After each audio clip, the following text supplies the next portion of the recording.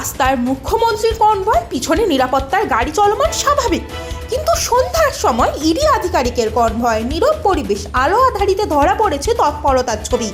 উপস্থিত রয়েছে আমাদের প্রতিনিধি, তার সঙ্গে কথা বলে জেনে নেব এখন কি পরিস্থিতি।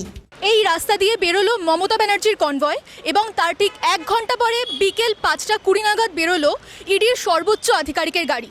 তবে তারা কেউই এখনো পর্যন্ত সাংবাদিকদেরকে কোনো কথা জানাননি।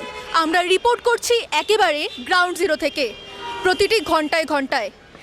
আইপ্যাকের ইডি রেটের ওপর আরও খবর জানতে চোখ রাখুন ট্রু নিউজ বাংলায়।